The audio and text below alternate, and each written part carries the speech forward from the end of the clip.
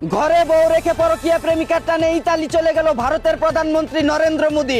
ধারণা করা হচ্ছে ঘরে থাকা বাংলা ইঞ্জিনের চেসিস দুর্বল হওয়ায় ঠিকমতো সার্ভিস দিতে পারে না, তাই ইতালিয়ান জাহাজি ইঞ্জিনের লাইনারের সাথে নিজের পিস্টন কানেক্ট করে টুকাই টুকাই স্টার্ট মারার জন্য দেশ ছেড়ে চলে যান তিনি। অন্যদিকে চাঁদপুরে প্রবাসী স্ত্রীর ঠ্যাং কাঁধে তুলে খেলা করতে গিয়ে কুত্তার মতো ক্যাং বাজিয়ে কট খেলো এক চুদ না। জানা গেছে যৌবনের পুরা উঠায় ভাদ্র মাসের আগে গেরা মিটাতে গিয়ে জাগার জিনিস বেজাগায় ঢুকিয়ে দেওয়ায় কুত্তার মতো ক্যাং বেজে যায়।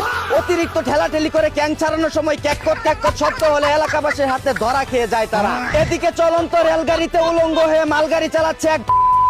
জানা গেছে টিকিট ছাড়াই রেলগাড়িতে উঠে গার্লফ্রেন্ডকে বগিতে তুলে ডগি স্টাইলে গাড়ি চালানোর সময় আহু শব্দ হলে টিটির হাতে ধরা পড়ে যায় তারা।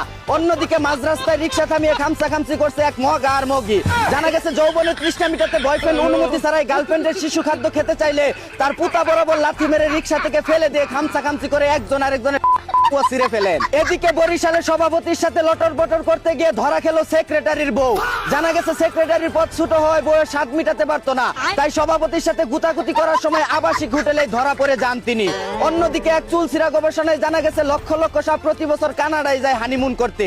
সাপেরও হানিমুন হয় আর তুমি সারা জীবন সিঙ্গেলই রয়ে গেলা। ঘরের কোনায় বসে হ্যান্ডেল মেরে জীবন যৌবন সব শেষ করে দিলা। শরম দিলাম দেখে কি ভাই রাগ করলা?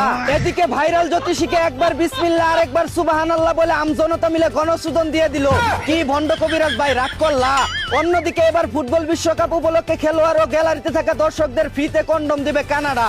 জানা গেছে দর্শকরা মাঠের খেলা দেখে তৃপ্তি না পেলেও যেন খাটের খেলায় তৃপ্তি পায় এবং খেলোয়াড়রা মাঠে গোল দিতে না পারলেও যেন খাটের খেলায় নিয়মিত গোল দিতে পারে, তাই বিনামূল্যে কন্ডম দেওয়ার উদ্যোগ নিয়েছে তারা।